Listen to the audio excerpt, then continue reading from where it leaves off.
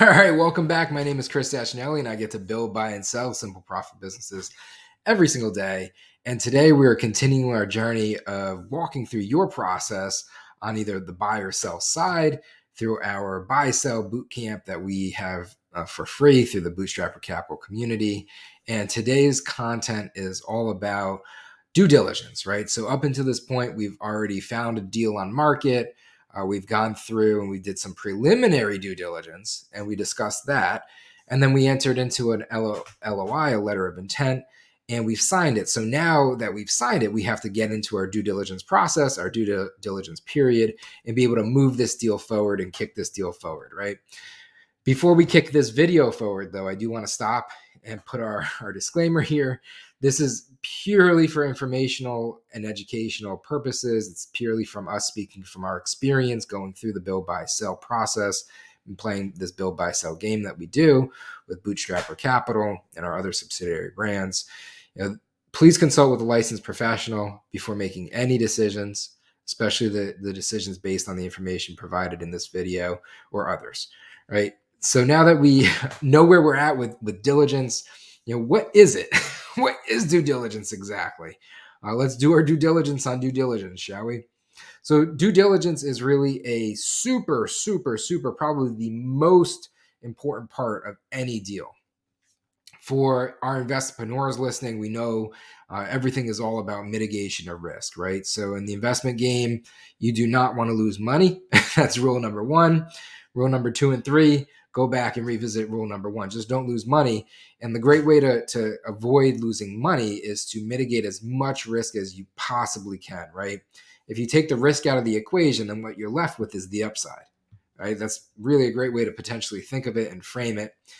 Due diligence is your ability to mitigate risk into a deal. Now, there's always an inherent level of risk into any deal.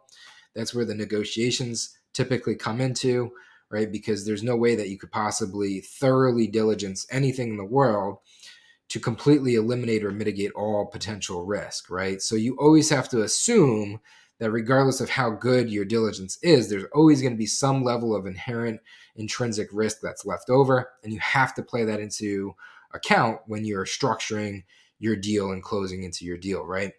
But the goal of diligence is to be as diligent as possible in identifying potential risk, flagging it, and then figuring out a plan to potentially mitigate. That's why we 100% suggest that as you work through the diligence process, you're also at the same time, side and side, hand in hand, completing your 100-day plan, which we have a whole nother video and a whole nother series on your 100-day plan, what it is and how to complete it. Just want to flag it early and often though. So the goal with due diligence is to assess the viability of the business, determine whether or not this is a good deal for you to be done, because between identifying the risk and understanding the viability, the two of those combined, when mixed together, get you to a good timely decision of, is this something that I actually want to be able to move forward with? When we're talking about diligence, right, some folks will say due diligence or some folks will say diligence, and oftentimes they could be speaking different things, saying different things or referring to different things, because inside of this general concept of due diligence, there's also a lot of different types of diligence, right? And depending on your deal, some of these different types are way more important than others. Not to say that any of them are not important, because all diligence is important. It's your ability to take risk out of your deal. So you really, really want to do a good job. Diligence is also an investment, though. It's an investment of time, effort, energy, resources, right? Some of those resources are also capital, because depending upon the diligence that you're doing at that moment in time into the deal, you may be in a situation where you need to bring in outside SMEs or subject matter experts, and that comes at a cost. And that's why in some situations, especially depending on the deal, due diligence itself can be fairly expensive. It can actually be a significant percentage of the deal itself in terms of the closing price. And it's a cost. It's a risk premium cost, right? So by doing a great diligence or investing into a good diligence, you're potentially limiting or mitigating your risk on the backside. So it's a hedge, and folks will look at it as a hedge and assume the cost there, make the investment appropriately. But you want to do a great job. You want to simplify it, right? You want to do it in an efficient and effective manner as possible. So you're going to work through it in a fairly simple process. And the process that we approach is intentional because the process that we approach in terms of the flow, not to say you can't do it your way, just saying our way, the way that we typically do it flows all the way through because it allows us to kill bad deals faster, right? You want to kill it on the vine fast, right? You probably heard us say that a number of times. You want to kill it on the vine fast because time value money, right? Longer you're in a deal, the more time you're investing, the more money you're wasting, right? And time is money for a number of different reasons, especially in diligence, especially if you're paying other folks to be a part of that diligence process. So you want to be as efficient and effective. Keyword underline, underline, underline, effective. I'd be far rather be effective than efficient when it comes to diligence because it's worth it, right? So we work through financial to legal to operational, commercial, environmental. Actually, I'm going to flag my diligence. This list itself is out of order, but the slides that I'm about to go through are in order. So let's just jump into that. Financial due diligence. Financial due diligence is where we always start. Financial due diligence is it is what's in the name. You're actually looking at the critical components of the financial aspects of the business, right? So inside of your diligence process, and if you're watching this, we do have and you're in the boot camp, we do have a diligence checklist. We also have a diligence checklist in our Simple Profits operating system because diligence is just so important. We suggest that you're constantly keeping on top of what goes into completing a good, healthy diligence because it's like always be capital ready, right? So we do have a checklist in which you can use. But you're going to be pulling from the financial side, things like the financial statements. You want to have income statement, balance sheet, statement of cash flows, right? You want to be able to look at the financials. And then I highly suggest that you take the financials, you pull them out, and then you run your own revenue and financial analysis. You want to take all of the information, you want to pull it out, you want to extrapolate it, and then you want to make it purposeful and intentionally valuable to yourself by recreating it. It's a great opportunity for you to digest the information. And then I highly suggest that you take that information, you start to model it out in terms of what it would look like from a financial perspective to be able to not only complete the deal, right? So you start to underwrite the deal, like what's the cost of this deal going to actually, what's this deal going to cost me? How are we going to structure the deal from a financial perspective? And how is that future cost basis of acquiring the deal going to impact the existing financials and the potential forecast of where the financials are going to go? Right. So all of this stuff helps you start to see a better picture of the financials in a proactive or forward-looking perspective. And then in the process, as you're digesting the information, you're looking at the historical financial information and you're trying to identify patterns, right? And inclusive in these patterns, you're trying to identify any areas that the financials could indicate areas of risk or concern. So what is an example of an area where something could indicate risk or concern? Churn into a customer base, right? So if you go back and you look at the historical financials and you're seeing, a simple line item check would be a downturn in revenue. Like, why is this business been making less money, earning less money over the past 8 quarters, right? That's a great, simple way to start to flag some of these risk factors, right? But when you're pulling the customer base, which is something you're going to get into the commercial side of diligence, you can start to play your financial diligence with the other aspects and other parts of your diligence as well. So for those reasons, I look at financial diligence as kind of like the key on the map, right? So when I'm pulling out my financial diligence and I'm looking at all the line items associated with this business or this deal, I then am thinking forward looking. What are all the other things that I need to take into consideration? What am I going to be working through? Commercial diligence, operational diligence, technological diligence, legal diligence, ESG diligence, et cetera, et cetera, et cetera. Knowing that I'm going to be touching on those, right? How are they impacted today? And then in my mind, what I'm doing is future casting. And to fast forward videotape a little bit, at the end of this, I'm going to be bookending the diligence process with something that we do strategically. And it's a strategic suggestion if you watch to the end, but it all ties into what I'm talking about now. And it allows you to work through this process with a better mindset in terms of like where you're going to be into the deal. And that plays heavily also into the development of your 100-day plan. So after financial diligence, right, and the goal is, anywhere as you're completing this diligence, you're keeping track of your risks. So anything that you see as a potential risk or concern, you're writing down, and you have this big log of all these things that you want to keep a log of to pay attention to, all the risks in the deal. And that's important because you're going to be keeping track of them. You need to be able to either identify them, to be able to get rid of them. So you either need to have a plan in place to get rid of them. That's going to be in your 100-day plan. Or you need to elevate them to the top and say, hey, you can't get rid of them. So then there needs to be a risk ratio that's applied to it.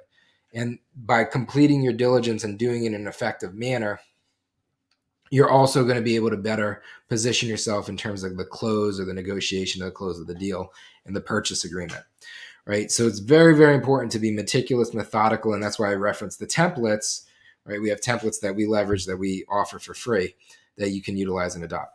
So commercial due diligence is what we do after financial, because financial is that big picture. It's the first place where you can kill it fast in the vine.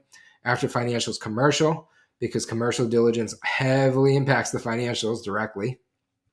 And it's also kind of like the core of the business. And if you're not in love with the commercial due diligence outcome, like if you're not in love with the financial outcome, get out of the deal. If you're not in love with the commercial outcome, get out of the deal, right? So we're trying to methodically, order of operations, work our way through from the heavy hitters down to the detailed hitters, right? It's easier to get out of the deal on these first handful of diligences.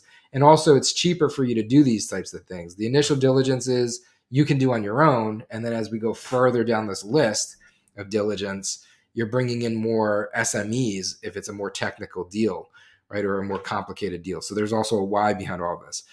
So commercial diligence is really looking at the business itself, right? So you want to look at the market, you want to understand the industry, the current landscape, what trends are going on, right, within this business that you're buying, and you're trying to identify, market impacts, macro and micro.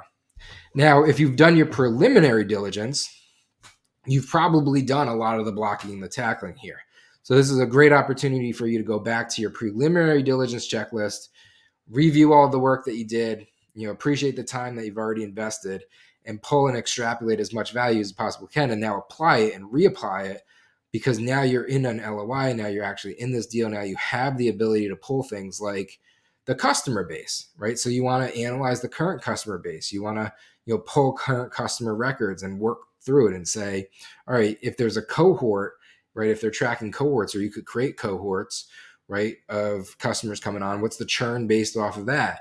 And then you could start to look at these things and start to pose questions like, why is this the case, right? And throughout this process, throughout this diligence process period, you should always be asking yourself why. I know that we promote the concept of why, lead with the why at all times with Bootstrapper Capital and the concept of investpreneurship.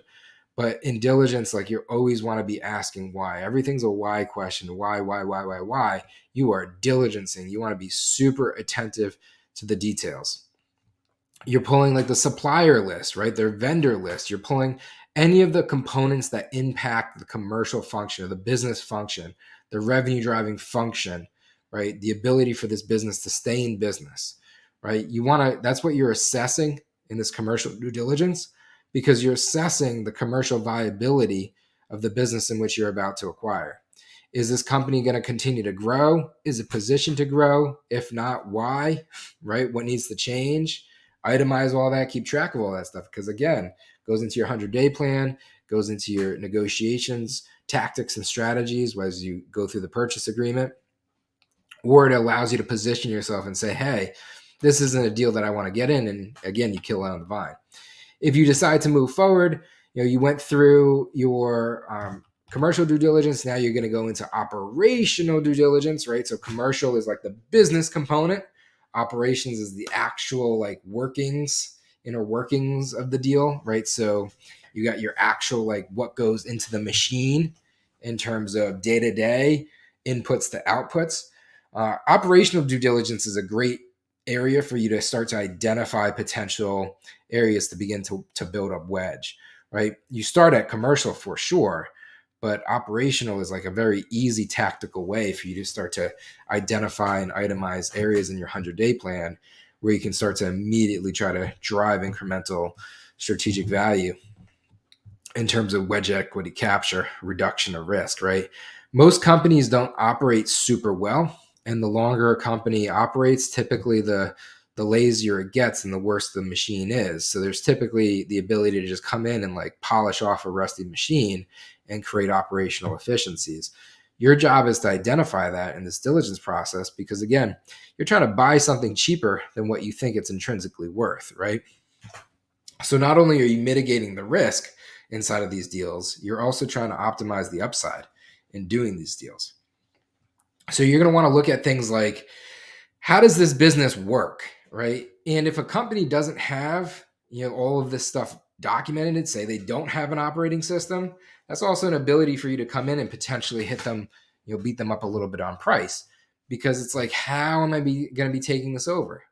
Right? A business without an operating system, it's a harder business for you to take over on the backside. There's more risk associated. So you're going to increase that risk ratio, right? Again, as you're going through the diligence process, the goal of the diligence is to set your risk ratio into the deal, because that risk ratio is what's going to get applied onto the deal in terms of the valuations, is what's going to allow you to beat up on price or reduce price or market align the price to where it really needs to be for that specific deal, not for the price of what the other assets in the market are trending at, right?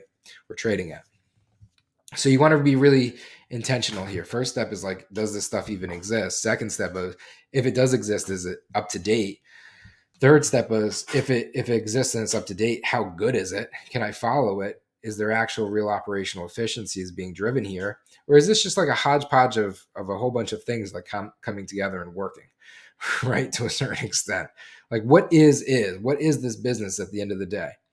So you're going to be able to identify things that are maybe like technology that's out of date, processes that really aren't working well, strategies inside the business that are maybe off market in terms of timing or wherever the market's trending towards, right? So it allows you to give like a very comprehensive understanding of the business. And then if you decide to continue, you may decide, hey, this thing's a mess. And like, no, man, I don't want this. Like, this is a headache. This is a job. This isn't an asset, right? This is your opportunity to be like, do I want this type of thing? You know what I mean? And if you do, how bad? And if it's not that bad, well, how good of a deal can you get?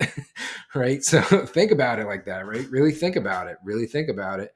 That's why with our advisory services, we try to help organizations build wedge equity, and a big part of ways in which we build wedge equity is through driving, delivering operational efficiencies, right? Operational equity. It's right, really important. So say you decide you still want to move forward. Again, kill it on the vine, kill it on the fine. Like financials look bad, kill it. Commercials, it's not a good market, like it's not a good business, kill it. Operationally, if like this specifically isn't a good, maybe the market's good, but this is a bad business, kill it, right? Then you get through operations, you're going to get into like the components of the operations. And we live in a pretty technological world. So a big component of technology is the tool of the components of the operating system is the tools. And typically the tools are mostly technology these days. So now you're going to do like a technological due diligence. And that's going to look at like the actual systems inside of the business, right? Like what's being used to do to build and define the infrastructure to deliver the throughput, and then all other infrastructure inclusive in that inside of the business. And you're going to identify for risks, right? This is an opportunity to say, hey, maybe there's a cybersecurity risk inside of this. Maybe there's data privacy risk that I could be exposed to, liabilities off of this. Maybe some of the tools and technology is out of date, right? So it's obsolete. So I'm gonna have to replace it. So there's gonna be a cost associated with not only the new technology, but the new process, the design that's gonna have to go into it, the work, the lift, right? So you're just working through and you're inventorying all of these things, and you're trying to identify the risks inside the deals, so that as you get into the purchase agreement, you're either deciding I don't want to get to the purchase agreement, again, kill it quick on the vine, or you are going to get into the purchase agreement. And these are all things that are going to be itemized and negotiated through, right? And they need to be addressed. And inclusive in that, you need to have a strategy of how it's going to address. So that's all going to get added to your 100-day plan, right? So ultimately, the technology is also not only is an area for you to identify risks, it's also an opportunity for you to again go back and identify areas where you could build wedge. Because say these things are bad, or say they're not leveraging technology, right? Big thing right now, I think it's going to be very prevalent, is how is a business leveraging cognitive applications or AI inside of their business, and what type of efficiencies can we see if we implemented it. And I think there's going to be a lot of buy side opportunities there to build wedge through efficiencies, right? Because the better somebody uses technology, the more efficient and effective an organization is. Through those efficiencies, you're building wedge equity, you have more productivity, right? You get a productivity lift, you get more value to the business than where the cost basis was at the time of acquiring it. So again, you're also looking for ways that you can improve the business, right? So it's not just things like, risks to kill it on the vine. It's also, again, risks to improve it. All right, so now you got the technology. Well, what about the people that are using this technology? So now you're going to do a level of human resource, HR due diligence, right? You need to know, the people involved. I have a big belief that an organization is only as good as the people that are inside of it, right? Great people make great organizations, and human capital is oftentimes the best capital and oftentimes the most expensive capital to not only put to work but to lose at work, right? So you got to really pay attention to this. If you're in a business where it's a simple SaaS, for example, and there's not really any human component, that's awesome. But if you're in a service-based business and vast majority of what you're doing or selling is people, is the people component, then you need to spend a significant amount of time here, right? And this is where your eyeballs need to be. So you're going to go into like the HR system, the human capital management systems, right? The HRIS. You're going to pull the reports that you need, right? You're going to look for a compensation report, like a payroll compensation analysis, including that of benefits, right? If the organization has done things like employee satisfaction surveys, you're going to want to know what it's at. You're going to want to look at potential complaints that have been filed, right? Anything that's a red flag inside of the business, you're going to want to be able to look at existing policies and procedures, and review the handbook and see like how out of date it is, potentially if it needs an overhaul or a revamp, or maybe it's missing some things that's opened up potential liabilities into the organization. And again, the more complicated the business, the more complicated the diligence, right?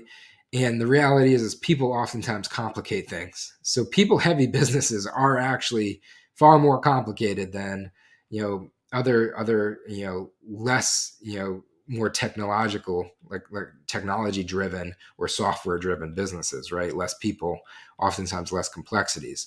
So I just also want to flag that for a number of different reasons, right?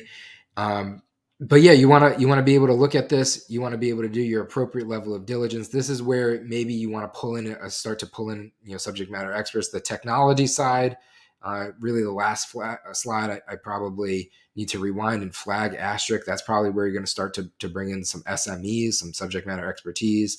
And then on HR, that's definitely a really good place where you start to bring in somebody who has a level of subject matter expertise for you to review, analyze, and return a risk analysis of where that business is at. Once you get past the HR, oftentimes a lot of the things tied to HR carry forward to legal, because oftentimes legal issues come from people, right?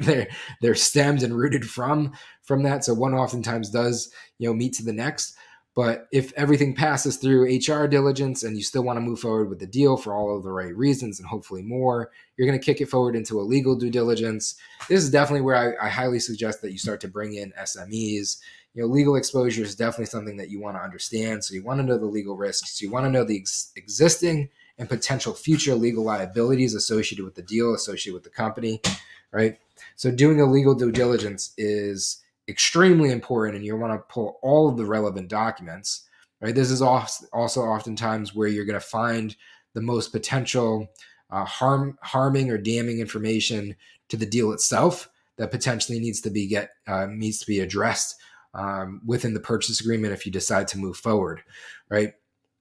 So you're going to identify things like outstanding liabilities, potential pending lawsuits, regulatory risk in terms of violations, any compliance issues, areas that may also change. This is an opportunity for you to look at the market again and see if any of these things may change in the future. So you potentially have to ring fence future risks, right? And then at the end of the day, you want to make sure that all of the agreements and governance and documents and corporate entity in which you are acquiring and the assets and the IP, you want to make sure that all of that stuff is there in place and it's legally the seller's right to be able to sell, right? So you also want to ring fence all like that component of the deal.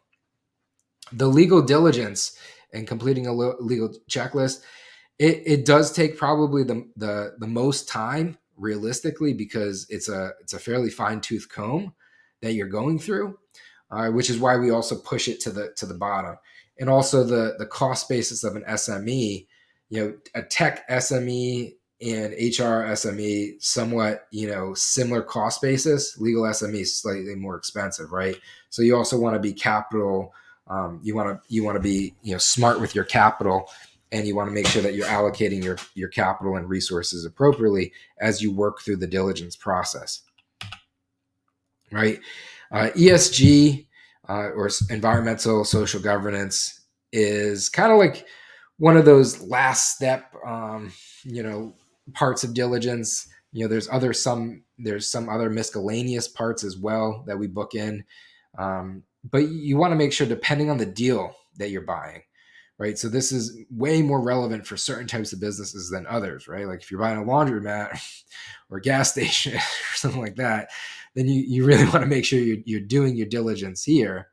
But if you're buying like a SaaS company, probably less relevant. So I'd say that this is specific to the type of deal that you're acquiring. And, based on where you're at, you'd want to bring in an SME if it's relevant to your deal, to be able to complete it or follow a checklist. Now, we just completed the high level diligences of mostly what needs to be completed as you work through it. Once you've done everything, if you decide this is still a good deal that you want to do, you didn't kill it on the vine at any of those stages as you tear down through the process, that's awesome. Congratulations. You may have a deal that you want to enter into a purchase agreement and start to negotiate with, right? That's cool. That means that you're one step closer. If at any point in time you found things or flagged things that you're like, this is a deal killer, you want to address those things. So you don't want to necessarily kill the deal necessarily right away. You want to be able to see, can I strategically mitigate these things? And if yes, try to move it forward. If no, kill it on the vine for sure, right? But say you make it all the way through and nothing was a deal breaker. I always, always, always suggest that you circle back and you take all of the information that you just itemized and collected through this diligence process. You just invested a ton of time, effort, energy, resources. I highly suggest that you take all that stuff, and while you're working through it, you were also completing your 100-day plan, which is an allocation of self-responsibility and delegation strategic actions of like what you're going to be doing, post-integration or post-acquisition of the business in the first 100 days to stabilize it so you get to optimization. I highly suggest you take all of the information that you just were able to collect in a very meaningful way, and you go back and you revisit the financials and you update your financials in terms of what the future financial outlook of this business looks like, applying all the incremental costs, right? The cost of changes that need to be made, the future impact of those changes, in some situations, reduction of costs, right? Impact to personnel's, right? I want you to update the financials now based off the information that you were able to gather through your diligence process.